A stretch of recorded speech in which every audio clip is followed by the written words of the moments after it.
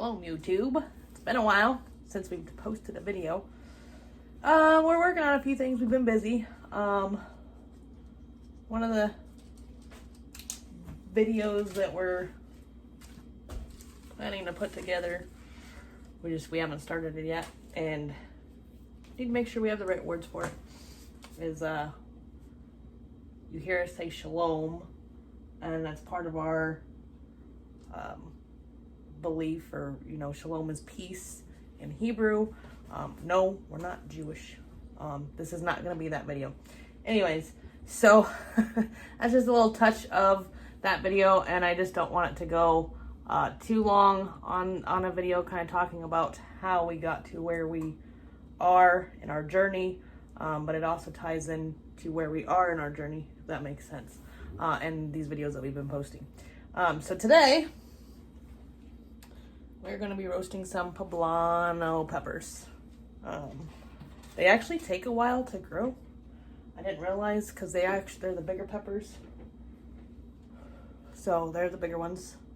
And they do take quite a while to grow. We planted those from seed. They are an heirloom, so we can actually save those seeds from one of the ones that we don't roast. So now they're just now ready, and I don't know if it's the weather that we had, or I don't know if they really do take this long to like get to a good size and get ready. And but we're gonna roast those because we make some green chili and just some various other things that we put poblanos in. So yeah, so I've got my oven heated to 400 degrees, well, heating up to 400 degrees. Not there yet. What I did is I rinsed these off real quick. Just a quick wash. Make sure that there's no spiders in there. We had one that was gross. Steve had to scoop it out and kill it because I'm not a spider person. Nope. And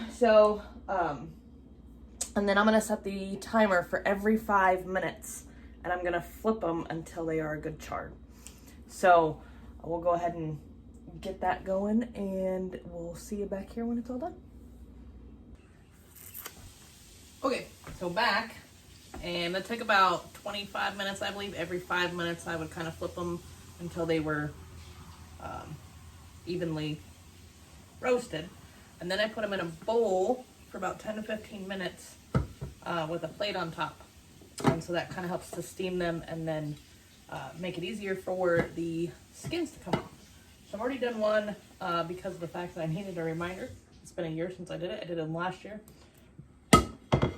So then they come out kind of like shriveled up once they've been in the bowl and steaming on themselves. So then I take one. Should I be wearing gloves with this? Probably, maybe, but just make sure not to touch your eyeballs. You want some? Nah. I think these are alright. They're not too Yeah, spicy. I don't think these are too spicy. Just wash your hands when you're done Yep. thoroughly. Maybe 2 times, maybe 3 times. Yeah, don't touch your eyeballs. If you have colloidal silver on hand and you do touch your eyeballs, that stuff works wonders. For many things. So I'm just taking the skin off and peeling it. And it's okay if they kind of come apart on you. You're gonna cut them open anyways and make fillets-ish, I guess you can call it. But you're just making sure that the skin is all taken off. And it does come off pretty easy. Just some of it in little pieces because it breaks off. That's fine.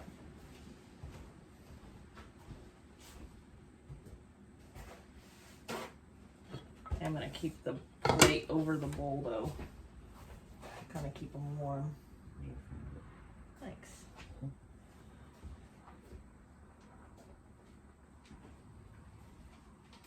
And once you have the skin all off, then you can kind of,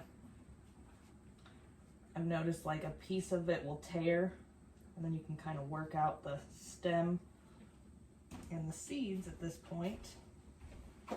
And it kind of fillets it open.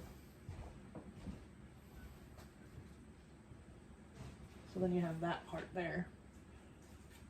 And then I just take my knife, like the back of the knife, and I just scrape my seeds out.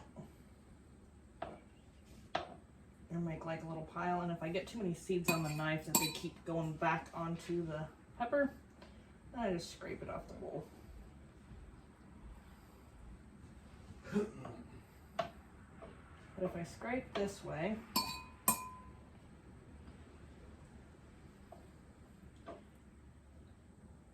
and the seeds have flavor in them too and kind of give them the spice, so you don't have to get all of them out. And then you've got a roasted pepper fillet. Ta-da! There's a few seeds on there, I'll take them off. I'll just use my knife to scrape off the extras.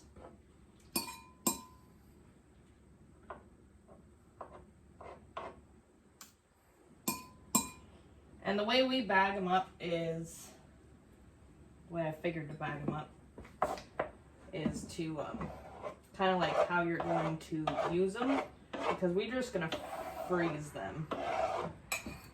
So I'm going to use them for, they're good on burgers, like if you take them out and you freeze them and you take them out of the freezer and you let them thaw. They don't take very long to unthaw.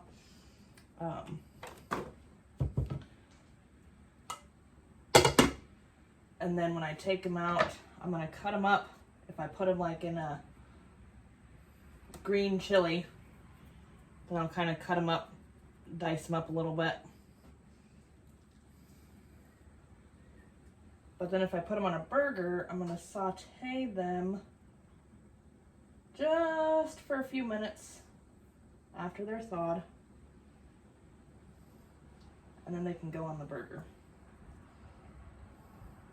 I actually got that idea when I was working, when I was a young teenager working in a restaurant, and that used to be one of the options, was to take a green chili and they could put it on their burger if they wanted to. Tastes really good. And so then the skin that comes around the top of here, you don't have to necessarily worry about, because that's all going to come off anyways. So this one actually did it really good. And then I'm just going to, this one actually didn't split open, so I'm actually going to cut that down the middle a little bit. Try not to go through, because I do want to keep as big of a fillet as possible. But they are super soft now that they've been roasted. And it's okay. It's all right if I don't get it completely perfect.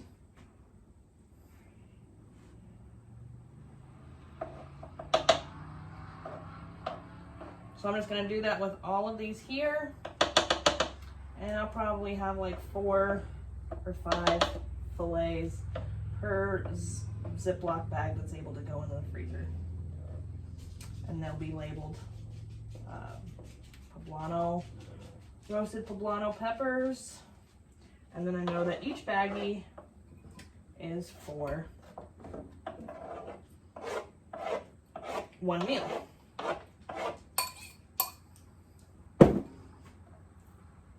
Here's the other one. Ta-da! And see, it's super soft.